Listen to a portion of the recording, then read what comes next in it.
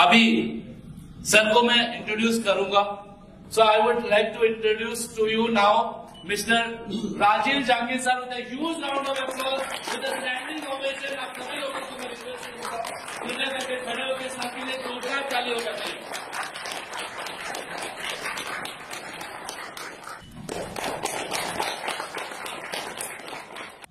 तो real estate के बारे में तो सभी जानते हैं ना, सभी को नॉलेज है रियल एस्टेट के बारे में। आज हम इसमें रियल एस्टेट में कुछ एक्स्ट्रा अलग से हम कुछ जानने की कोशिश करेंगे। तो उसके लिए सबसे पहले यही है कि आपको पिक्चर दिखाई दे रही है पीछे तक कंप्लीटली पिक्चर दिखाई दे रही है, क्लियर है ना। अगर मैं आप सबको यहाँ पे अगर इन्वेस्टमेंट करने के लिए बोलूं कि आपको यहाँ पे इन्वेस्टमेंट करना चाहिए, तो क्या आप इन्वेस्टमेंट करोगे? नहीं करोगे आप। रीजन क्या है? आप यहाँ पे इन्वेस्टमेंट क्यों नहीं करना चाहते? कोई एक रीजन बताइए क्या मुझे। बंजर जमीन है और डेवलपमेंट नहीं है, ठीक है।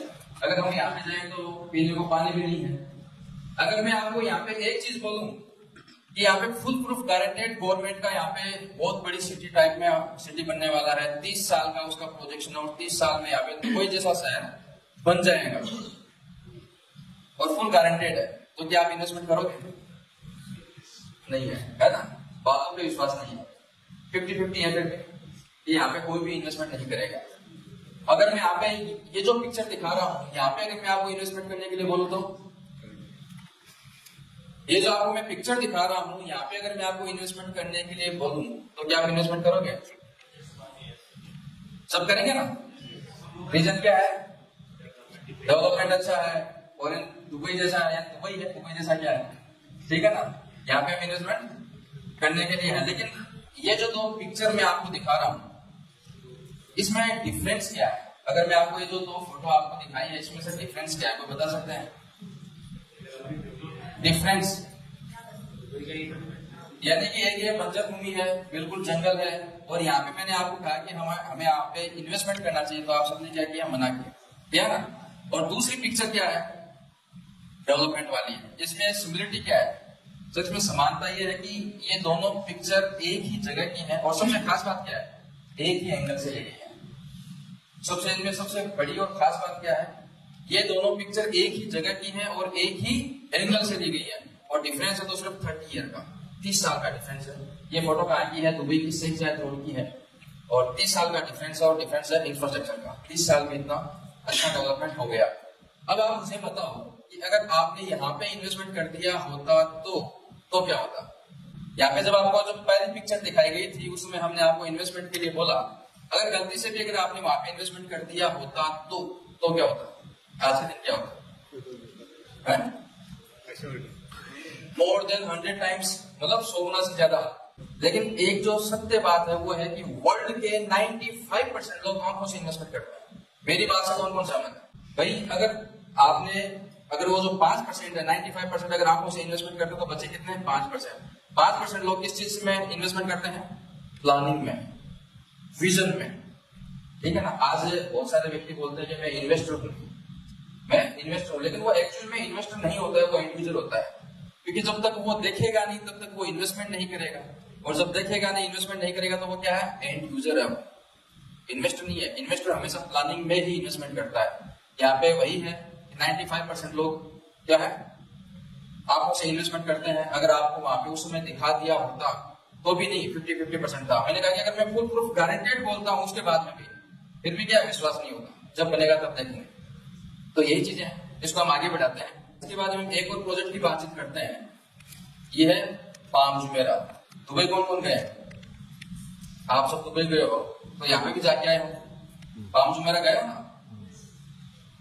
अब ये जब पाम जुमेरा बन रहा था, उसमें जो दुबई के शेख थे, उन्होंने एक कमेंट्स पास किया था वर्ल्ड में कि मैं समुद्र के बीच में बंगले बनाऊंगा। क्या कहा था? समुद्र के बीच में बंगले बनाऊंगा। तो क्या है पॉसिबल है समुद्र में बंगले बनाना? पॉसिबल है या नहीं है? नहीं है ना। समुद्र के बीच में बंगले बनाना बिल्कुल भी पॉसिबल नहीं है, लेकिन उस बंदे ने ये चीज करके दिखाई है। आप जब दुबई गए हो तो पाम जुमेरा गए हो, जाके आए थे ना आप। तो मुझे आप ये बताओ, समुद्र के अंदर कितने अंदर किलोमीटर तक बना हुआ है? कोई बता सकता है? कितने किलोमीटर अंदर तक बना हुआ है? सिर्फ 5 किलोमीटर अंदर तक बना हुआ है। तो 5 किलोमीटर अंदर तक उस बंदे ने 7 स्टार प्रॉपर्टी खरीदी है। तो मतलब कि इस दुनिया में हम जो कुछ चीज सोचते हैं, देखते हैं, वो चीज 100% फिजिकल में भी हम कर सकते हैं। और इसमें उनका जो दुबई के शेख ने उनका साथ दिया था यूके की हेल्प्रो कंपनी ने। अभी तो यूएसए के जो जैकब्स कंपनी ने इसको टेक ओवर कर लिया, तो इसको जैकब्स कंपनी बोलेंगे अभी। तो जैकब्स कंपनी ने उसका साथ दिया, उन्होंने ये चीज करके दिखाई और उन्होंने ये पाम जुमेरा बना करके दिखाया। इसकी जो टोटल कॉस्टिंग थी वो थी $12 बिलियन। उस समय 2008 में जब ये कंप्लीट हुआ तो उसकी जो टोटल कॉस्टिंग थी वो थी $12 बिलियन। जब ये प्रोजेक्ट कंप्लीट होता है तब एक इंडिया में एक प्रोजेक्ट स्टार्ट होता है, और वो जो प्रोजेक्ट है वो वर्ल्ड का सबसे बड़ा इंफ्रास्ट्रक्चर प्रोजेक्ट स्टार्ट हुआ था इंडिया में 2008 में। कोई बता सकता है कि 2008 में इंडिया में वर्ल्ड का सबसे बड़ा इंफ्रास्ट्रक्चर प्रोजेक्ट स्टार्ट हुआ? कोई बता सकता है उनका नाम? DMIC। और अच्छे से वो प्रोजेक्ट है DMIC, Delhi Mumbai industrial corridor. ये बना, और इसको जो मैनेजमेंट कर रही है वो कर रही है यूएसए बेस्ड एकॉम कंपनी इस प्रोजेक्ट को। और यहाँ पे इसकी जो मास्टर प्लानिंग है उसने की है जैकब्स कंपनी ने। ये वही जैकब्स कंपनी है जो दुबई में पाम जुमेरा का बनाया था। और जैकब्स कंपनी के बारे में मैं आपको बताऊं, रिसेंट में दुबई कौन कौन जाके आए? अगर आपको बताऊं कि अगर आप दुबई में 7 स्टेट है, आप 7 स्टेट में चारों तरफ घूमोगे तो सिर्फ आपको एक ही बोर्ड दिखाई देगा, 2040 दुबई 2040, और नीचे बड़ा सा नाम दिखाई देगा जैकब्स कंपनी। जैकब्स यानी कि पूरे के पूरे यूएई को जैकब्स कंपनी 2040 में उसकी काया पलट कर रही है। आप चाहे रसल खेमा जाओ, फुजेरा जाओ, शारजहां जाओ, अबू धाबी जाओ, चाहे दुबई जाओ, किसी भी इनके स्टेट में जाओ, पूरे 7 स्टेट का वो काया पलट कर रही है। जैसा कि दुबई का 30 साल में उन्होंने काया पलट की थी। 30 साल पहले क्या था, आपको फोटो दिखाई थी। 30 साल बाद में क्या हुआ? पहले उन्होंने एक स्टेट को डेवलप किया। अब एक स्टेट जब 30 साल में सक्सेसफुल डेवलपमेंट हो गया तो पूरे दुबई को 30 साल में पूरा के पूरे यूएई को ही वो चेंज कर रही है। और वही कंपनी जो दुबई को चेंज कर रही है, वही कंपनी अपने इंडिया में ये DMIC प्रोजेक्ट की प्लानिंग का मुख्य जो भूमिका निभा रही है वो है जैकब्स कंपनी। ये जो प्रोजेक्ट है DMIC है, दिल्ली मुंबई इंडस्ट्रियल कॉरिडोर है, जो वर्ल्ड का सबसे बड़ा प्रोजेक्ट है जो इंडिया में चालू हुआ था। अभी अगर वर्ल्ड का सबसे बड़ा प्रोजेक्ट है तो इसके बारे में हम जानना चाहेंगे कि 2008 में अपने सेंटर में किसकी गवर्नमेंट थी? किसकी थी? यूपीए की गवर्नमेंट थी। तो यूपीए की गवर्नमेंट के द्वारा ये प्रोजेक्ट स्टार्ट किया गया था 2008। इसके बाद में इसमें पार्टनर कौन कौन है? जब वर्ल्ड का सबसे बड़ा प्रोजेक्ट है तो इसमें पार्टनर भी होंगे। तो इसमें से जापान गवर्नमेंट और इंडियन गवर्नमेंट दोनों इसमें 50-50% के पार्टनर है। और इसकी जो टोटल कॉस्टिंग है वो है $90 बिलियन। तो सर ये इंडियन करेंसी में कितना है, वो बता सकते हैं पीछे से? इंडियन करेंसी में कितना लिखा हुआ है, कितना है? काउंटिंग करके बताओ देखा तो। 736 लगभग 7.5 लाख करोड़ का प्रोजेक्ट है। कितने का है? 7.5 लाख करोड़ का सर ये प्रोजेक्ट है। और इसकी जो कंप्लीट डेट है वो 2026 में ये कंप्लीट हो रहा है। 2008 से स्टार्ट हुआ। अब ये कहाँ बन रहा है, ठीक है ना? तो सबसे पहले गवर्नमेंट ने ये 6 स्टेट को चुना। अब इन 6 स्टेट को ही क्यों चुना है DMIC बनाने के लिए, ये कॉरिडोर बनाने के लिए? क्योंकि अगर ऑल ओवर इंडिया की बात करते हैं तो ऑल ओवर इंडिया में सबसे ज्यादा MSME कंपनी इन 6 स्टेट में ही है। रॉ मटेरियल सबसे ज्यादा इन्हीं में ही है। तो इंडिया की GDP का अधिकतर जो योगदान है वो इन 6 स्टेट ही करते हैं। तो गवर्नमेंट ने सबसे पहले इन 6 स्टेट को ही डेवलप करने के लिए सोचा। तो अब 6 स्टेट में सबसे पहले आता है यूपी के दादरी से स्टार्ट होता है, फिर आता है हरियाणा के बाद में आता है राजस्थान के बाद में आता है एमपी के बाद में आता है गुजरात, और गुजरात के बाद में आता है महाराष्ट्र। इस तरीके से यहाँ पे लगभग 6 स्टेट है। 6 स्टेट में टोटल बन रहा है और इनकी जो टोटल लेंथ है वो है सिर्फ 1480 किलोमीटर। तो ये 1480 किलोमीटर में पूरा ये जो पूरा प्रोजेक्ट है वो बन रहा है। अब यहाँ पे यही बात आती है कि ये जो प्रोजेक्ट बन रहा है लगभग 7.5 लाख करोड़ का है, क्योंकि इंडिया में देखते हैं या कहीं पे भी देखते हैं किसी न किसी चीज के पीछे कुछ ना कुछ रीजन होते हैं। जैसे कि आज हम यहाँ पे आए हैं तो किसी न किसी रीजन की वजह से आए हैं। तो ऐसे क्या कारण रहे होंगे कि इसको इंडिया में लॉन्च किया जा रहा है, इसको DMIC को इंडिया में बनाया जा रहा है? इसके पीछे के रीजन क्या थे? तो सबसे पहला यही था कि 2008 में सेंट्रल में किसकी गवर्नमेंट थी? यूपी की गवर्नमेंट थी, उस समय जो इंडिया की जीडीपी थी वो चल रही थी अपनी 4.7% पे। इंडिया की जीडीपी चल रही थी 4.7% पे, उसको 10% पे कैसे लेके आया जाए, इसके लिए इस प्रोजेक्ट की शुरुआत हुई थी। इंडिया की जीडीपी को बढ़ाने के लिए इस प्रोजेक्ट की शुरुआत हुई थी। अब यहाँ पे हम बात करते हैं कि अब जैसे कि अपने यहाँ पे काफी सीए भी बैठे होंगे, कॉमर्स के स्टूडेंट बैठे होंगे काफी, तो सर डायरेक्ट जीडीपी को इम्पेक्ट करने वाली चीजें कौन कौन सी हैं जिससे जीडीपी में डायरेक्ट इम्पेक्ट आता है, कोई बता सकते हैं? तो इनको अगर हम सिर्फ दो ही चीजों में अगर इनको हम सम्मिलित करें तो सबसे पहले चीजें आती है ट्रांसपोर्टेशन। ट्रांसपोर्टेशन हम किन किन चीजों से कर सकते हैं? रोड, रेल, एयर और सी, ये चार ही चीजें होती हैं ट्रांसपोर्टेशन में। और इन ट्रांसपोर्टेशन की वजह से डायरेक्ट जीडीपी में इम्पेक्ट आता है इंडिया में, या इंडिया के मतलब पूरे वर्ल्ड में ट्रांसपोर्टेशन जो होता है वो मेन भूमिका निभाता है जीडीपी के लिए। और दूसरा है प्रोडक्शन। प्रोडक्शन में हम सारी चीजें आ गई, गुड्स आ गए और यहाँ पे सर्विसेज आ गए। तो ये दो ही चीजें होती है जो डायरेक्ट जीडीपी को इम्पेक्ट करती हैं। कि हम सबसे पहले बात करते हैं रोड की। गवर्नमेंट ने रोड के लिए क्या किया? तो रोड के लिए गवर्नमेंट ने यहाँ पे लगभग 8 लेन का मेगा ये जो हाईवे है वो बना रहे हैं, यूपी के दादरी से लेकर के मुंबई के जैन पोर्ट तक 8 लेन का मेगा एक्सप्रेस हाईवे बना रहे हैं। ये जो आप फोटो देख रहे हो ये एक्चुअल फोटो है।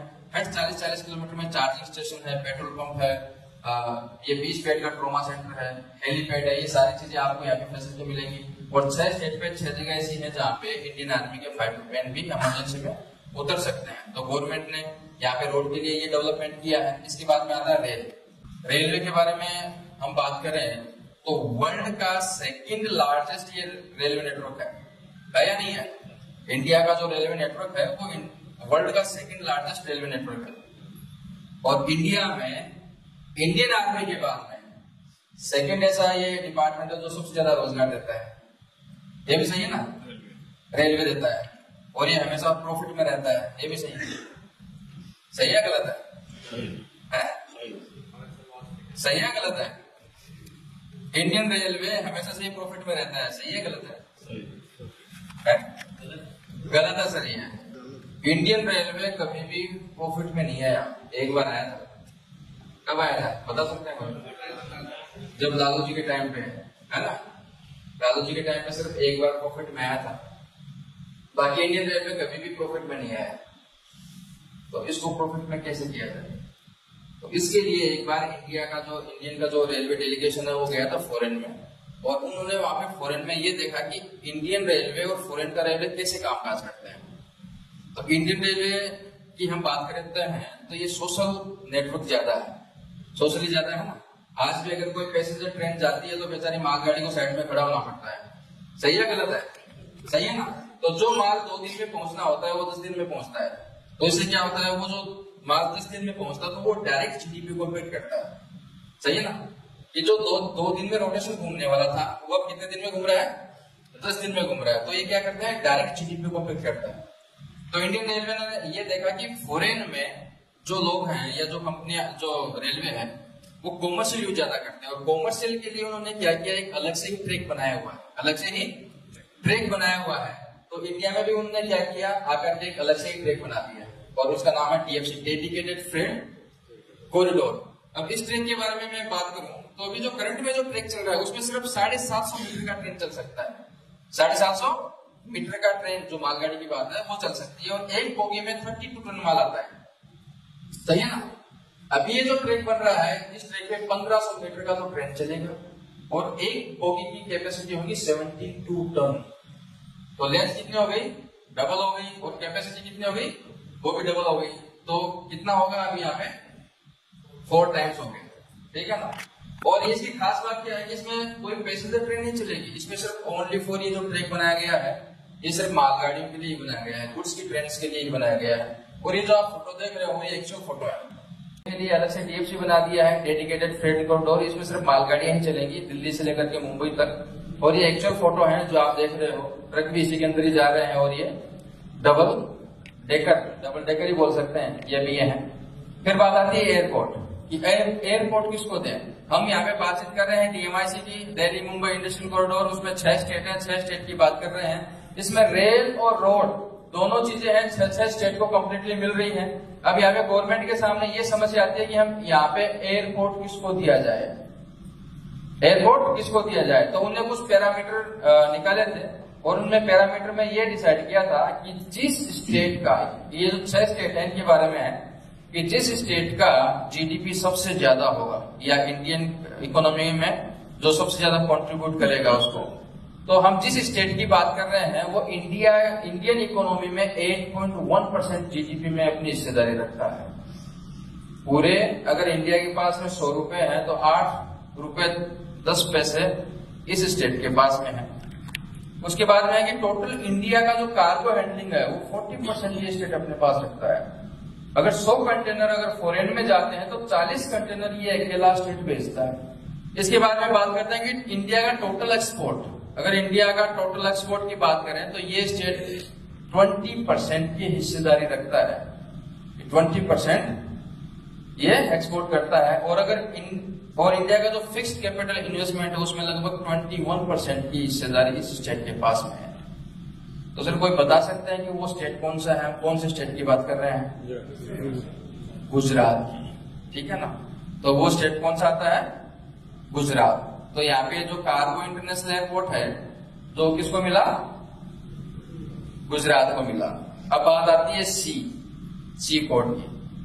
हम अगर सी पोर्ट की बात करते हैं तो हम 6 स्टेट के बारे में बात कर रहे हैं, गुजरात और महाराष्ट्र। सिर्फ ये 2 ही स्टेट हैं इन 6 स्टेट में जिनको कोस्टल एरिया लगता है, गुजरात और महाराष्ट्र। यहाँ पे महाराष्ट्र की बात करें तो महाराष्ट्र में जगह नहीं है फिलहाल आज के दिन सी पोर्ट बनाने के लिए, तो ये सी पोर्ट किसको मिला?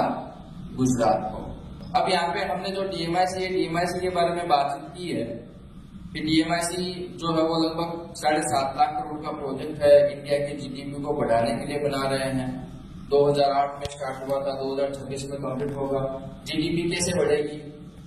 तो उसके ट्रांसपोर्टेशन और प्रोडक्शन पर ध्यान देना पड़ेगा। तो ट्रांसपोर्टेशन में भी हमने सारी चीजें देखी, हमने सेकंड 6 स्टेट में देखा है। लेकिन ये जो ट्रांसपोर्टेशन में जो चीजें आती हैं वो सारी की सारी कनेक्टिविटी कौन से स्टेट में आके मिलती है? ऐसा कौन सा स्टेट में है जिसमें चारों कनेक्टिविटी है? गुजरात। अब गुजरात भी बहुत बड़ा है, लेकिन अब गुजरात में भी कहाँ है, ठीक है ना? वो है धोलेरा सैयार। तो धोलेरा के बारे में कौन कौन जानते हैं? और धोलेरा जाके कौन कौन आए हैं? जाके भी बराबर सब आए हैं, चलो बढ़िया है। तो धोलेरा में हम किस तरीके से पहुंच सकते हैं वो इसमें दिखाया गया है कि अहमदाबाद से 100 किलोमीटर है, वडोदरा से लगभग 130 किलोमीटर है, जो भावनगर से 65 किलोमीटर, राजकोट से 170 किलोमीटर।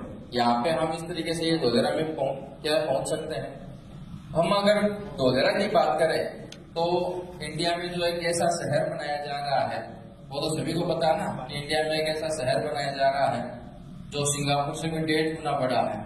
सबने सुना है लेकिन देखा नहीं है। और आज हम जो जिस चीज के लिए चर्चा कर रहे हैं वो उसी शहर के बारे में चर्चा करेंगे कि जो सिंगापुर से 1.5 गुना ज्यादा बड़ा जो शहर बन रहा है उसके बारे में चर्चा करेंगे। ये जो फोटो आप देख रहे हो ये उसी शहर की है। उसका टोटल जो है 920 स्क्वायर किलोमीटर में वो टोटल शहर बन रहा है और इसमें लगभग 22 गांव है। 22 गांव में ऐसा एक्ट लागू कर दिया है और जो 11 गांव है वो फ्री जोन है। अगर इस सिटी की बात करूं तो 26 जनवरी 2015 को इसको तालुका घोषित कर दिया था, तहसील बना दिया था गवर्नमेंट ने। पहले ये ग्राम पंचायत हुआ करता था और 26 जनवरी 2015 को इसको तहसील बना दिया। और इस तहसील के अंडर में 33 गांव गवर्नमेंट ने दिए और 33 गांव में से 22 गांव में गवर्नमेंट ने एसआईआर एक्ट लागू कर दिया है और 11 गांव में फ्री जोन किया है। तो ये टोटल उसका मैप है। अब यहाँ पे जो सिटी डेवलप हो रही है वो किस तरीके से हो रही है, इस चीज को आप खास तौर से देखना। एक चीज है, मैंने आपको फर्स्ट में एक फोटो दिखाई थी, कौन सी कंट्री की फोटो थी वो? दुबई की। दुबई का 30 साल का प्रोविजन था। दुबई को बनाने वाली कौन सी कंपनी थी, प्लानिंग करने वाली कौन सी कंपनी थी? जैकॉब्स कंपनी। वही जैकॉब्स कंपनी इस धोलेरा को भी बना रही है। दुबई भी डी से स्टार्ट है और धोलेरा भी डी से स्टार्ट है। ऐसा क्या है? दुबई का भी 30 साल का प्रोजेक्शन था और धोलेरा का भी 30 साल का ही प्रोजेक्शन है।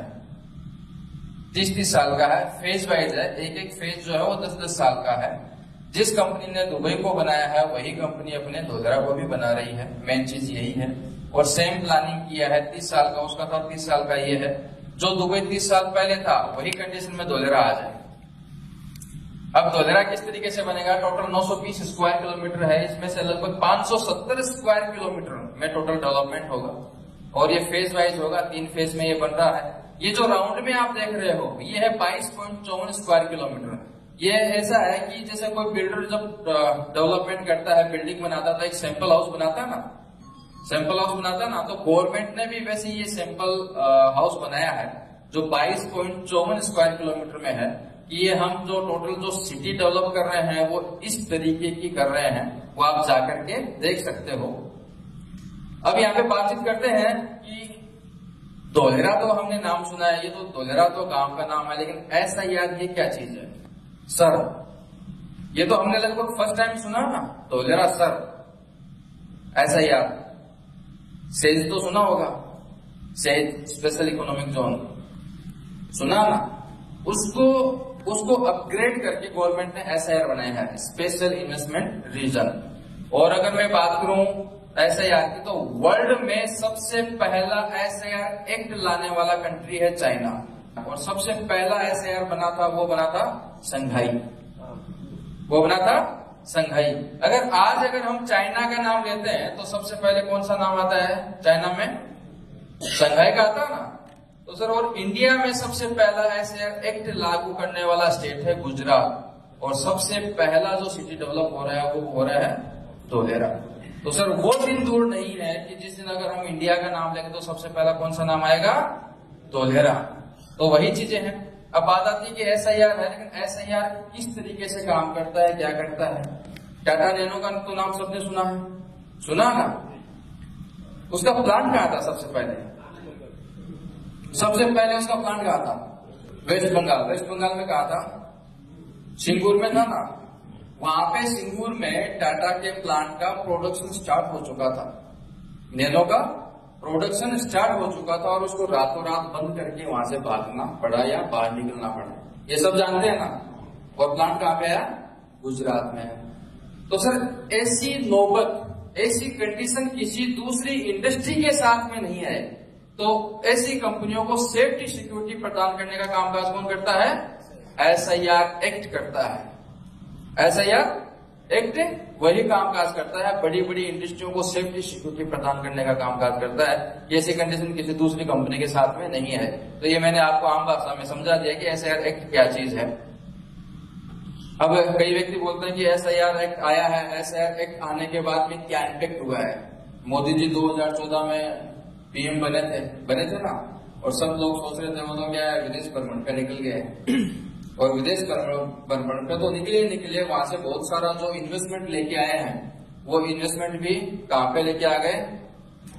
अपने गुजरात में लेके आ गए। यही तो बोलना था ना सभी का। लेकिन गुजरात में ही क्यों आया? लगभग 25 लाख करोड़ रुपए का इन्वेस्टमेंट आया है गुजरात में ये एक्ट बनने के बाद में। क्योंकि सर, जिस तरीके से हमें हमारे पैसों की सेफ्टी सिक्योरिटी चाहिए, वैसे बड़ी बड़ी कंपनियों को भी उनके पैसों की सेफ्टी सिक्योरिटी चाहिए। तो उनके पैसों की सेफ्टी सिक्योरिटी प्रदान करने का कामकाज कौन करता है? SIR एक्ट करता है। इसके लिए पूरे वर्ल्ड में जितनी भी कंपनियां हैं, बड़ी कंपनियां हैं, सबने अपना इन्वेस्टमेंट कहां पे डाला है? गुजरात में डाला है। और गुजरात में भी कहा? धोलेरा में डाला है, जहां पे SIR एक्ट है। अब यहाँ पे हम सारी चीजें बात कर रहे हैं कि हमने बातचीत कर लिया है, DMIC का बातचीत किया है, हमने धोलेरा का बातचीत किया है। अब हम ये बात ही क्यों कर रहे हैं? ऐसे क्या रीजन है जिनकी वजह से हम आज ये चर्चा कर रहे हैं? अगर चर्चा कर रहे हैं तो इसका मतलब है कि हमें कुछ यहाँ से बेनिफिट भी लेना चाहिए। तो हम बातचीत करते हैं कि अगर हमें वहां पे अगर इन्वेस्टमेंट करें, ठीक है ना, तो हमें कितना % या कितना गुना रिटर्न मिल सकता है, या कितना हम वहां पे ग्रोथ कितनी मान के चलते हैं। हम एक चीज है, 10 साल का हम टाइम ड्यूरेशन मानते हैं, 10 ईयर का। 10 ईयर में कितना ग्रोथ मिल सकता है, उसके लिए हम चर्चा करेंगे। तो सबसे पहले यही है कि आज हम जहां पे बैठे हैं, अगर यहाँ पे मुझे 100 गज का, यहाँ पे स्क्वायर फीट में चलता है, गज में चलता है? स्क्वायर फीट में चलता है ना। अगर मुझे यहाँ पे 900 स्क्वायर फीट का अगर प्लॉट लेना है, यहाँ पे बैठे हैं उसके 5 किलोमीटर के सराउंडिंग में, तो सर कितना रुपया देना पड़ेगा मुझे? 45 लाख, यानी लगभग हम बातचीत करते हैं अगर गज में, अगर स्क्वायर यार्ड में करते हैं तो मतलब 45,000 पर स्क्वायर यार्ड का भाव हो गया, ठीक है ना। अब यहाँ पे दो चीजें आती हैं, एक तो है कि मुझे यहाँ पे इन्वेस्टमेंट करना है। क्या करना है? इन्वेस्टमेंट करना है। और इन्वेस्टर को क्या चाहिए? रिटर्न। सबको रिटर्न चाहिए क्या? तो सर इन्वेस्टर को सबसे पहले चाहिए अपने जो खून पसीने की कमाई है उसकी सेफ्टी और सिक्योरिटी। इन्वेस्टर कोई भी हो, इन्वेस्टर को सबसे पहली चीज चाहिए सेफ्टी सिक्योरिटी। रिटर्न आता है सेकेंडरी मैटर, उसके लिए रिटर्न मेरे लिए सेकेंडरी है, लेकिन पहले तो जो खून पसीने की कमाई है उसकी सेफ्टी सिक्योरिटी चाहिए, दूसरा रिटर्न। तो यहाँ पे मैंने इन्वेस्टमेंट करने के लिए 45 लाख रुपए डाले। अब रिटर्न है, रिटर्न मुझे अगर मैं 10 साल का अगर टाइम ड्यूरेशन लेता हूं तो कितना रिटर्न मिल सकता है, कितना गुना हो जाएगा? मैं यहाँ की बात कर रहा हूँ, 10 टाइम्स हो जाएगा 45 लाख का, मतलब 4.5 करोड़ हो जाएगा। इसके पीछे के रीजन क्या है? डेवलपमेंट है। और अब सपोज दैट कि मेरे पास में तो 10 लाख रुपए हैं, तो मेरे पास में सिर्फ 10 लाख रुपए है इन्वेस्टमेंट के लिए, तो दूर जाना पड़ेगा ना। अब यही चीज है, इन्वेस्टर को चाहिए रिटर्न। और अगर मुझे यहाँ पे एंड यूजर, मतलब मुझे मेरा रहने के लिए मकान बनाना है या फिर यहाँ पे मुझे मेरा बिजनेस सेटअप करना है, तो मुझे जो लैंड चाहिए तो उसके लिए मैं वो क्या हो गया? And user. तो जो एंड यूजर होते हैं उनको रिटर्न से कोई मतलब नहीं होता। उनको तो क्या होता है कि मुझे यहाँ पे रहना है, यहाँ पे मेरा बिजनेस सेटअप करना है। तो कभी कभी बहुत सारे लोग क्या है, एंड यूजर को और इन्वेस्टर के बीच का जो डिफरेंस है वो समझ नहीं पाते हैं कि मैं इन्वेस्टर हूं या एंड यूजर हूं। सभी अपने आप को क्या समझने लगते हैं कि मैं तो इन्वेस्टर हूं, ठीक है ना। अगर मुझे यहाँ पे बिजनेस करने के लिए या फिर रहने के लिए अगर मुझे कोई मैं प्रॉपर्टी परचेजिंग करता हूं तो मैं इन्वेस्टर नहीं हूं, मैं हूं एंड यूजर। और एंड यूजर को क्या चाहिए? सारी फैसिलिटी चाहिए, रोड, रास्ते, ड्रेनेज, ठीक है ना, लाइट, पानी, सब ट्रांसपोर्टेशन की सारे साधन वो चाहिए एंड यूजर को। इन्वेस्टर हमेशा क्या करता है? प्लानिंग में इन्वेस्टमेंट करता है। जैसे मैंने आपको फर्स्ट फोटो दिखाई थी तो उसमें किसी ने भी इन्वेस्टमेंट करने के लिए सोचा तक नहीं था, फुल प्रूफ गारंटेड प्लानिंग देने के बाद में भी। तो हम क्या है? हम इन्वेस्टर नहीं है, हम क्या है? And user. क्योंकि एंड यूजर को सारी चीजें जब तक दिखेगी ना उसके बाद में वो इन्वेस्टमेंट करेगा, और जब दिखना स्टार्ट होगी तब क्या हो जाएगा? हमारी कैपेसिटी से सिर्फ बाहर निकल जाएगा वो, ठीक है ना। तो यहाँ पे अगर हम इन्वेस्टमेंट की बातचीत करते हैं तो सर 10 साल में 10 गुना की गारंटी है सर। अब कई व्यक्ति सोच रहे होंगे सर आपकी गारंटी की क्या गारंटी है? तो यही चीजें हैं कि मैं आपको अभी जो चीजें बताने जा रहा हूं उनको अगर थोड़ा ध्यान से सुनोगे तो आपको ये सारी चीजें क्लियर हो जाएगी। सर जो धोलेरा में है वो एशिया का लार्जेस्ट कार्गो इंटरनेशनल एयरपोर्ट आ गया है। जब हम पहले बोलते थे कि आएगा, लेकिन अभी यहाँ पे आ चुका है। लगभग 2026 में इसको रनिंग आ जाएगा। अब ये सर एशिया का लार्जेस्ट कार्गो इंटरनेशनल एयरपोर्ट है सर एशिया का। एशिया में कितनी कंट्री है सर? एशिया में लगभग 48 कंट्रीज है, 48 देश हैं। 48 देश का सबसे बड़ा कार्गो इंटरनेशनल एयरपोर्ट अपने इंडिया में आया है, गुजरात में आया है, धोलेरा में आया है। अगर ये इंडिया में अगर ये आया है तो आज के दिन की अगर हम बातचीत करें तो आज इंडिया में सबसे बड़े एयरपोर्ट कौन कौन से हैं? इंडिया में सबसे बड़े एयरपोर्ट कौन कौन से हैं? दिल्ली और मुंबई। अगर दिल्ली की बात करें, अगर दिल्ली में अगर हमें 900 स्क्वायर फीट का अगर प्लॉट लेना है तो सर वहां पे हमें 6 करोड़ रुपए का इन्वेस्टमेंट करना पड़ेगा। कहां पे? दिल्ली में 6 करोड़ रुपए का इन्वेस्टमेंट करना पड़ेगा अगर हमें वहां पे 900 स्क्वायर फीट का प्लॉट लेना है तो। और मुंबई की बात करें वहां पे सर 14 से 15 करोड़ रुपए का इन्वेस्टमेंट हमें चाहिएगा। अब ये जो एयरपोर्ट है वो दिल्ली और मुंबई दोनों से बड़ा आ रहा है कार्गो में, ठीक है ना। अब यहाँ पे इसका 2026 में इसका फेज 1 पूरा हो रहा है। और किसी भी एयरपोर्ट को फुल फ्लेश रनिंग में आने में कितना साल लगेगा? 10 साल मान के चलते हैं। एयरपोर्ट को फुल फ्लेश रनिंग में आने में 10 साल मान के चलते हैं। अगर 10 साल इसको फुल फ्लेश रनिंग में हो गया तो सर इसका रेट कितना माने, कितना मान के चलेंगे? दिल्ली जितना आएगा इतना तो आएगा, चलो इतना नहीं मानते, उसका आधा मानते हैं। उसका आधा मानते हैं। मतलब पहले 6 लाख रुपए स्क्वायर यार्ड था, अभी 3 लाख रुपए स्क्वायर यार्ड मानते हैं। इतना तो आएगा, इतना भी नहीं मानेंगे, उसका आधा मानते हैं 1.5 लाख रुपए स्क्वायर यार्ड। अगर उसका भी आधा मानते हैं 75,000 रुपए स्क्वायर यार्ड, तो ये तो बहुत दूर की बात है।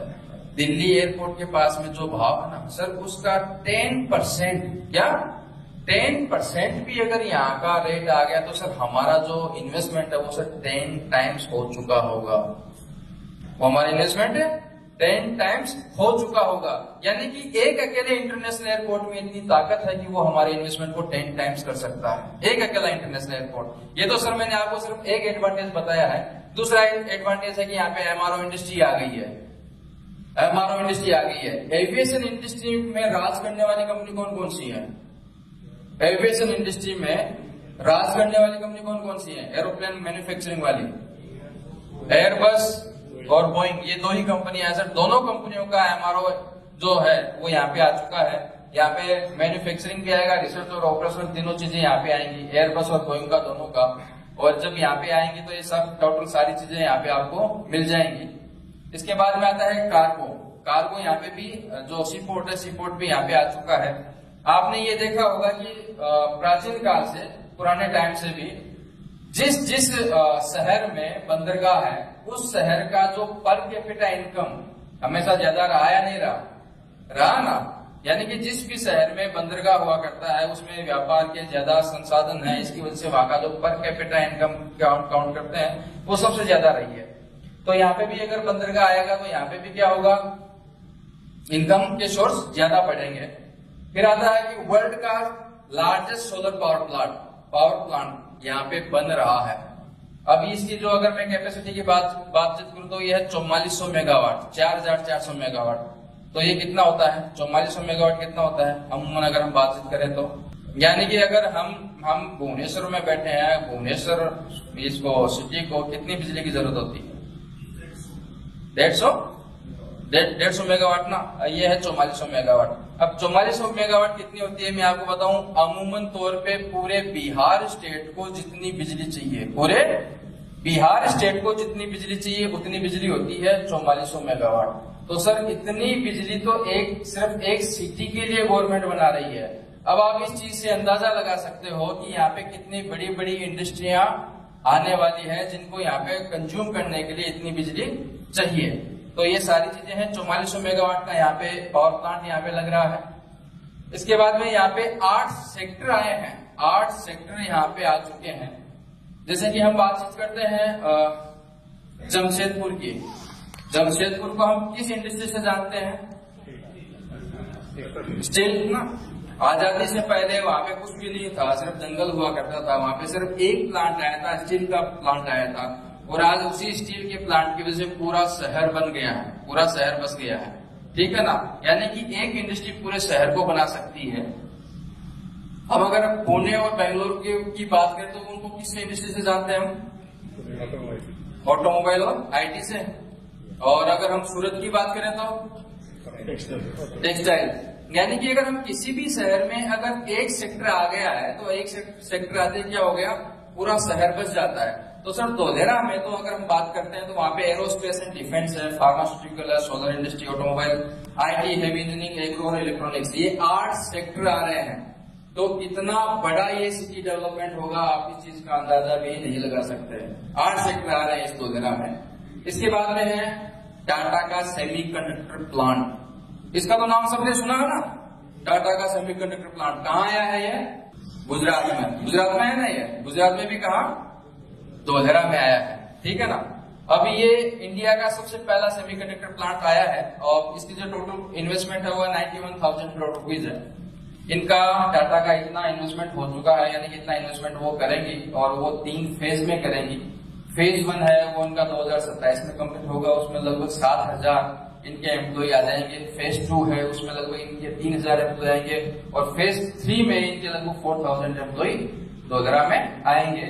और ये सारी चीजें हैं कि लगभग 1.25 लाख व्यक्तियों को यहाँ पे रोजगार टोटल मिलेगा इनको। ये है अपना टाटा का सेमीकंडक्टर का प्लांट, वहां पे बन रहा है, आप जाकर के देख सकते हो अपनी आंखों से। इसके बाद में है वेदांता सेमीकंडक्टर का। धोलेरा में इनको लैंड अलोकेट हो चुकी है। अब बहुत सारे व्यक्ति सोचते हैं कि सर वो तो नहीं आएगा, अनिल अग्रवाल जी हैं वो नहीं करेंगे। कौन कौन मानते हैं? वेदांता का सर यहाँ पे भी प्लांट है ना? किस चीज का? एल्यूमिनियम का है ना? तो अपने अनिल अग्रवाल जी हैं, सबसे पहले लैंड इन्हीं को ही एलोकेट हुई है धोलेरा में सेमीकंडक्टर के लिए। 1.5 लाख करोड़ रुपए का ये इन्वेस्टमेंट कर रहे हैं। और इनका पहले फॉक्सकॉन के साथ में टाइप था, लेकिन फॉक्सकॉन से टाइप खत्म होने के बाद में इन्होंने एक जो कोरियन कंपनी है इसको टेक ओवर कर लिया। जो टेक्नोलॉजी प्रदान करती है उसको उन्होंने टेक ओवर कर लिया है। अब वहां पे कुछ ट्रेनिंग वगैरह का कामकाज है या जो कुछ भी है, साल भर का इनका कामकाज चालू रहेगा। उसके बाद में ये प्लांट कहां पे लगाएंगे? धोलेरा में इनका प्लांट आ जाएगा। तो दो सेमीकंडक्टर कंपनियों का यहाँ पे प्लांट है। इसके बाद जो ग्रू कंपनी है जो चिडीपाल ग्रुप की है, 3800 करोड़ का यहाँ पे इन्वेस्टमेंट किया है इन्होंने। इसके बाद में हम बातचीत करते हैं नेक्स्ट जो टाटा एडवांस सिस्टम है जो एरोप्लेन बनाएगी। किसके लिए? इंडियन आर्मी के लिए। ये जो आप प्लेन देख रहे हो C-295 ये इंडियन आर्मी के काम में आता है। इसका मैन्युफैक्चरिंग प्लांट धोलेरा में सेटअप होने जा रहा है। आज के दिन ये असेंबल हो रहे हैं इंडिया में, बड़ौदा में। और टोटल ये जो 42 प्लेन ये असेंबल होंगे बड़ौदा में, क्योंकि आज के दिन धोलेरा में वो फैसिलिटी गवर्नमेंट प्रोवाइड नहीं करवा सकी कि यहाँ पे मैन्युफैक्चरिंग प्लांट लगे। इसके लिए असेंबल प्लांट बड़ौदा में चल रहा है। 42 ये प्लेन है वो असेंबल होंगे। उसके बाद में यहाँ पे धोलेरा में इस प्रोजेक्ट ये जो प्लेन है ये मैन्युफैक्चरिंग स्टार्ट हो जाएगा। ये एयरबस के साथ में टाटा एडवांस सिस्टम क्या यहाँ पे हो चुका है। इसके बाद में बात करते हैं टाटा पावर टोटल 1000 मेगावाट का वहां पे उनको टेंडर मिला है। उसमें से 300 मेगावाट का उन्होंने प्रोडक्शन स्टार्ट कर दिया है धोलेरा में। उसके बाद में रिन्यू पावर है, इनका 100 एकड़ में ये इसका जो प्लांट है ये स्टार्ट हो चुका है, प्रोडक्शन स्टार्ट हो चुका है। आज के दिन 6000 एम्प्लॉय यहाँ पे कामकाज कर रहे हैं 3 शिफ्ट में। इसके बाद में है ये एजीयू कंपनी जो 5 स्टार कैटेगरी के होटल्स बनाती है, इनको यहाँ पे लैंड एलोकेट हो चुकी है। ये जो जितनी भी कंपनियां आप देख रहे हो इन कंपनियों ने किसने वहां पे काम स्टार्ट कर लिया है। बहुत सी कंपनियों को यहाँ पे लैंड एलोकेट हो चुकी है। इनमें ये जो सारी कंपनियां हैं। इसके बाद में हम बातचीत करते हैं वहां की लाइफस्टाइल कैसी रहेगी, वहां पे क्या क्या किस तरीके से बन रहा है या बनेगा। तो वहां पे एपीसीटी बिल्डिंग बन चुकी है। जैसे कि एक इंडस्ट्री को जो लगाने के लिए 36 डिपार्टमेंट में से एनओसी लेनी पड़ती है, आपको वहां पे इतनी जरूरत ही नहीं है। वहां पे एक बिल्डिंग में जाओ और वहां पे सिंगल विंडो क्लियरिंग सिस्टम है। वहां पे एक ही बिल्डिंग से आपको सारी एनओसी आपको क्लियर हो जाएगी, सारी चीजें मिल जाएगी। जीटीसी बिल्डिंग हर कंट्री में एक आइकॉनिक बिल्डिंग होती है, यहाँ पे भी एक आइकॉनिक बिल्डिंग है। इसमें 3 कनेक्टिविटी है, एयर, रोड और रेल। ऊपर हेलीपैड है, अंदर से मेट्रो ट्रेन जाएगी और अंदर से 10 लेन का मेगा हाईवे भी इस बिल्डिंग के अंदर से ही जाएगा। ये वहां पे 2028 से इसका लगभग स्टार्ट काम हो जाएगा। और इस बिल्डिंग में पूरे जो डीएमआईसी का दिल्ली मुंबई इंडस्ट्रियल कॉरिडोर का जितना भी एक्सपोर्ट इंपोर्ट होगा टोटल लेखा जोखा इसी बिल्डिंग में यहाँ पे रखा जाएगा या यहाँ पे उनके ऑफिसेज होंगे। इसके बाद में हम बातचीत करते हैं वहां पे लगभग 3 लेन का मेगा एक्सप्रेस हाईवे बन रहा है। सर 250 मीटर चौड़ा रोड ऑल ओवर इंडिया में कहीं पे भी नहीं है। मैं ऑल ओवर इंडिया की बात कर रहा हूँ, 250 मीटर चौड़ा रोड कहीं नहीं है। यहाँ पे बन रहा है, आप जाकर के देख सकते हो। इसके बाद में हम बात करते हैं मेट्रो का वहां पे डिमार्केशन हो चुका है। और अब ये सारी चीजें मैं आपको एक बात बताऊं कि इंडिया में आज तक जितने भी सिटी डेवलप हुए हैं, जिस सिटी की 10 लाख से प्लस पॉपुलेशन होती है वहां पे फिर हाईवे आते हैं ना। उसके बाद में मेट्रो भी आती है या ट्रेन आती है, रेलवे आता है, उसके बाद में एयरपोर्ट आता है। समझ रहे हो ना आप ये सारी चीजें? यानी कि पहले सिटी बसता है, सिटी में जब टोटल पॉपुलेशन आती है उसके बाद में गवर्नमेंट वहां पे फैसिलिटी प्रोवाइड करवाती है। लेकिन इंडिया में अपवाद तो होना कंपलसरी है। अपवाद होता ना, इंडिया में एक ऐसा शहर बन रहा है जहां की पॉपुलेशन 50,000 भी नहीं है। कितने? 50,000 भी नहीं है, लेकिन वहां पे इंटरनेशनल एयरपोर्ट आ चुका है, एक्सप्रेस हाईवे आ चुका है, मेट्रो की कनेक्टिविटी आ चुकी है और बड़ी बड़ी इंडस्ट्री आ चुकी है। आपने कहीं देखा है क्या कि जहाँ पे आदमी रहते ही नहीं है लेकिन वहां पे सारी सारी पहले फैसिलिटी गवर्नमेंट ने कर दी है, तो वो अपवाद है सर धोलेरा। अब आप इस चीज से आप अंदाजा लगाओ कि वहां पे धोलेरा में कितना बड़ा डेवलपमेंट हो रहा है, किस तरीके से हो रहा है। ये एक्टिवेशन एरिया है, गवर्नमेंट ने वहां पे बना दिया है। इसके बाद में वहां पे यूनिवर्सिटी है, blackbuck sanctuary, golf course, stadium वगैरह से सारी की सारी चीजें वहां पे आ रही हैं। गवर्नमेंट ने टेंडर भी दे दिया है बहुत सारे कामकाज के लिए। इसके बाद में ये जो बेंचमार्क है, ये जो कुछ पैरामीटर डिसाइड किए गए हैं, ये हमारे गवर्नमेंट ऑफ इंडिया के डाटा है। वर्ल्ड में सिर्फ 2 ही सिटी ऐसी हैं जिनको प्लेटिनम रैंकिंग अवार्ड दिया गया है। सर पहला सिटी है जिनको प्लेटिनम रैंकिंग अवार्ड मिला हुआ है, वो है वॉशिंगटन डीसी। वॉशिंगटन डीसी जिनको प्लेटिनम रैंकिंग अवार्ड मिला है। और दूसरी सिटी है धोलेरा SIR। अब आप तो बोलोगे सर धोलेरा SIR तो बना ही नहीं है, उसको कैसे मिला है? सही है ना, तो उसको उसकी प्लानिंग के आधार पे मिला है। और प्लानिंग भी किस तरीके की है वो भी मैं आपको बताता हूँ। उसके लिए कुछ गवर्नमेंट ने पैरामीटर्स डिसाइड किए हैं। तो सबसे पहले है कि यहाँ पे जो सॉलिड वेस्ट है, जो वर्ल्ड के जो टॉप 10 शहर हैं, वर्ल्ड के टॉप 10 शहर हैं, उनमें जो बेस्ट से बेस्ट फैसिलिटी है वो यहाँ पे गवर्नमेंट अपने को प्रोवाइड करवा रही है। सबसे पहले बात करते हैं ब्रुसेल्स, होमटोन, यूरोप, यानी कि जहाँ पे सॉलिड वेस्ट की जो सबसे बेस्ट, जो हम पूरे वर्ल्ड की बात कर रहे हैं, पूरे वर्ल्ड में जो सबसे सॉलिड वेस्ट की जो ये है, ये यहाँ पे ब्रुसेल्स, होमटोन, यूरोप में फैसिलिटी है। उसके बाद में बात करते हैं वाटर एंड वेस्ट वाटर की। सिंगापुर, कैलिफोर्निया और हांगकांग में जो बेस्ट फैसिलिटी है वो है। अब हम जैसे कि सिंगापुर की बात करते हैं, सिंगापुर में हम कहीं पे जाते हैं होटल में, तो सिर्फ वहां पे हमें पानी की बोतल नहीं मिलती है, ठीक है ना। सिंगापुर गवर्नमेंट ये कोट करती है कि आप हमारे नल का पानी पी सकते हो, हम आपको इतना शुद्ध पानी देते हैं कि आप हमारे नल का पानी भी पी सकते हो। तो इतना शुद्ध पानी आता है उनके वहां पे नल में भी, तो इसलिए वो पानी की बोतलें प्रोवाइड नहीं करवाते हैं। तो वैसी ही फैसिलिटी आपको यहाँ पे धोलेरा में आपको प्रोवाइड की जाएगी। फिर स्ट्रॉन्ग वाटर के लिए ब्रुसेल्स, होमटोन, न्यूयॉर्क जैसे जो शहर में जो फैसिलिटी है वो यहाँ पे आपको प्रोवाइड होगी। इसके बाद में अर्बन प्लानिंग जो है लंदन, शिकागो की जैसी है वैसे यहाँ पे बन रही है। उसके बाद में जो पावर और ICT है, इंफॉर्मेशन कम्युनिकेशन टेक्नोलॉजी, वो सिंगापुर, लंदन, कनाडा जैसी यहाँ पे आपको मिलेगी। फिर रोड की जो डिजाइन है वो लंदन, न्यूयॉर्क और सिंगापुर जैसी आपको वहाँ पे मिलेगी। ये हमारे डाटा नहीं है, गवर्नमेंट ऑफ इंडिया के डाटा है। और ये ऐसी चीजें सब सोचते होंगे हम तो बहुत बड़ी बड़ी बातें कर रहे हैं, है ना, लेकिन आप ये सारी चीजें जाकर के देख सकते हो। सर 22.54 स्क्वायर किलोमीटर में गवर्नमेंट ने सारी की सारी फैसिलिटी आपको प्रोवाइड करवा दी है। आप जाकर के देख सकते हो इन चीजों को कि हम पूरा जो धोलेरा है वो किस तरीके से बनाएंगे। टोटल इन्हीं फैसिलिटी से लेस पूरा सिटी होगा।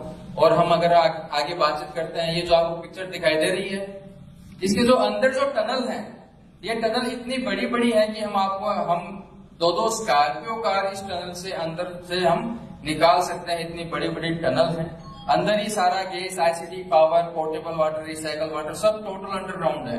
और जो ऊपर ये स्ट्रीट पोल लग रहे हैं, दिख रहे हैं, इसमें सर हर स्ट्रीट पोल के ऊपर राउटर लगा हुआ है। 20-20 फीट पे राउटर है। मतलब पूरी की पूरी जो सिटी है वो वाईफाई सिटी है। अगर वहां पे कोई पानी का पाइप भी लीकेज हो गया तो हमें फोन करने की जरूरत नहीं है। वहां पे बैठे बैठे ही गवर्नमेंट को सब पता लग जाएगा कि वहां पे पानी की पाइप लीकेज हो गई है, तो वो आएंगे और ठीक करके वापस चले जाएंगे। इतनी एडवांस सिटी यहाँ पे गवर्नमेंट बना करके दे रही है। कामकाज उसका चालू है। आप 22.54 स्क्वायर किलोमीटर में सारी फैसिलिटी बन चुकी है, आप जाकर के देख सकते हैं। ऐसा नहीं कि हम यहाँ पे बातें कर रहे हैं। 2016 के पहले तो हम बोलते थे बनेगा, एयरपोर्ट बनेगा, रोडें बनेगी, सब कुछ बनेगा, लेकिन आज हम आपको ये दिखा सकते हैं कि बन रहा है। आप अपने आंखों से जाकर के देख सकते हो। सही है ना। ये बातें बहुत बड़ी बड़ी करते हैं, लेकिन कोई ऐसा एक प्रैक्टिकल एग्जांपल दो कि कोई यहाँ पे कंपनी आई और कंपनी आने के बाद में यहाँ पे इतना उसका रिटर्न मिला है या फिर एप्रिसिएशन हुआ है। तो हमने ये केस स्टडी की थी 2020-21 में। ये 20-21 की बात है। टाटा नैनो के बारे में सब जानते हैं। सबसे पहले इसका प्लांट कहाँ था? वेस्ट बंगाल में था, सिंगूर में था। वहां से ये गुजरात में कौन से साल में आई? 2010 में आई थी। उस समय 900 स्क्वायर फीट प्लॉट की रेट, ये 100 स्क्वायर यार्ड है, 100 स्क्वायर यार्ड में 900 स्क्वायर फीट होता है। 900 स्क्वायर फीट प्लॉट की जो रेट थी उस समय मात्र से मात्र अपने 70 से 80 हजार रुपए उस प्लॉट की रेट हुआ करती थी। ये 2010 की बात है, जहां पे टाटा नैनो का प्लांट आया था, साणंद में आया था, वहां पे उस समय 900 स्क्वायर फीट प्लॉट की जो रेट है वो मात्र और मात्र 70 से 80 हजार रुपए पूरे प्लॉट की रेट हुआ करती थी। 2010 की बात है। इसके बाद टाटा नैनो आई। टाटा नैनो आने के बाद में ये जो हमारा जो केस उसने स्टडी किया हुआ है 2021 में किया हुआ है, वहां पे क्या रेट होनी चाहिए भाई? 10 में आई है, 10 साल हो गए, तो 10 साल में कितना गुना रेट होना चाहिए यहाँ पे बता सकते हैं हम? 2016 में क्या हुआ था हमारे साथ? इंडिया में बहुत बड़ी घटना घटी थी, किसी को याद है? अच्छी बात है, बोलना भी अच्छी बात है। नोटबंदी हुई थी ना 2018 में, जीएसटी, और 19-20 में वर्ल्ड की महामंदी बोल सकते हैं ना। तो हमने मतलब कि वो सारे के सारे दिन देख लिए दुख भरे, ठीक है ना। यहाँ पे क्या रेट होने चाहिए भाई? 2010 में आई थी, तीनों के तीनों जो बड़े बड़ी जो चोटें थी वो हमने खाई है, तो 2020 में यहाँ पे क्या रेट होने चाहिए? डबल होने चाहिए, 3 गुने होने चाहिए, 4 गुने होने चाहिए, बस इतने होंगे वहां पे तो। लेकिन वहीं पे ही उसी प्लॉट की रेट क्या हो गई? 14 से 15 लाख रुपए विद इन 10 ईयर। कितना गुना हो गया? 20 गुना हो गया। मतलब कि कोरोना भी आया था, नोटबंदी भी आई थी, जीएसटी भी लागू हुई थी, उसके बावजूद भी वहां पे कितना रेट हो गया? 20 गुना हो गया 10 साल में। क्या रीजन है? कोई बता सकता है क्या रीजन है कि वहां पे 20 गुना हो गया? तो हम टाटा के प्लांट की बात करते हैं, टाटा नैनो बनाने वाली कंपनी में तो मात्र से मात्र 5000 वर्कर काम करते हैं। तो क्या 5000 लोगों ने वहां पे 20 गुना कर दिया? इसका एक ही रीजन है कि टाटा हो या कोई दूसरी बड़ी कंपनियां हो, सारी चीजें खुद मैन्युफैक्चरिंग नहीं करती है, नहीं करती ना, टाटा भी नहीं करती है। इसमें लगभग 2860 कंपोनेंट लगते हैं टाटा नैनो बनाने में। कितने? 2860 कंपोनेंट लगते हैं टाटा की ये गाड़ी बनाने में। उसमें tyre, rim, colour, name plate, ये सब ग्लास वगैरह सब कुछ आ गए। तो सारी चीजें टाटा नहीं बनाती है। तो वहां पे लगभग 450 कंपनियां ऐसी आ गई हैं जो अपना मैन्युफैक्चरिंग यूनिट उन्होंने डाल लिया। 450 कंपनियां वहां पे इंडस्ट्रियां लगी जिन्होंने अपना मैन्युफैक्चरिंग यूनिट वहां पे डाला, ठीक है ना। अब एक में एवरेज 100 व्यक्ति काम करते हैं। अब मैन्युफैक्चरिंग यूनिट आई है तो वहां पे काम करने के लिए वर्कर भी आएंगे, तो एक यूनिट में 100 व्यक्ति एवरेज काम करते हैं। तो सर 450 में कितने लोग आ गए? 45,000, 45,000 हो गए ना। और सर ऐसी बहुत सारी कंपनियां हैं जिनको मैन्युफैक्चरिंग प्लांट लगाने की कॉस्टिंग बहुत ज्यादा आती है, तो उन्होंने अपने वेयर हाउस लगा दिए। तो सर ऐसे 600 कंपनियां आई थी जिन्होंने अपना वेयर हाउस लगा दिया। एक वेयर हाउस में एवरेज 50 व्यक्ति काम करते हैं, तो 600 में कितने व्यक्ति काम करेंगे? 30,000। तो 30,000 वेयर हाउस में, मैन्युफैक्चरिंग प्लांट में 45,000 और इसमें प्लांट टाटा के प्लांट में 5,000। कितने व्यक्ति हो गए टोटल? 80,000। टोटल कितने हो गए? 80,000। 80,000 लोगों को डायरेक्ट रोजगार मिला। प्लांट आया एक और 80,000 लोगों को डायरेक्ट रोजगार मिला। अभी 80,000 लोग हैं वो गुजरात से तो नहीं है ना, ऑल ओवर इंडिया से। ऑल ओवर इंडिया से तो एक हमारा जो भारत का नारा है क्या है? हम दो हमारे दो। सही है ना? हम दो हमारे दो। तो कितने व्यक्ति हो गए भाई? सब व्यक्ति अपने फैमिली को लेके जाएंगे। लगभग 3 लाख लोग वहां पे आ गए।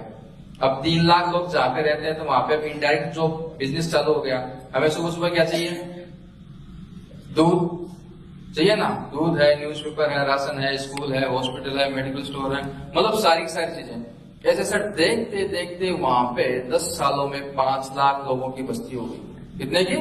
5 लाख लोगों की बस्ती हो गई। 5 लाख लोग कहाँ पे रहेंगे? मकानों में। और मकान के लिए क्या चाहिए?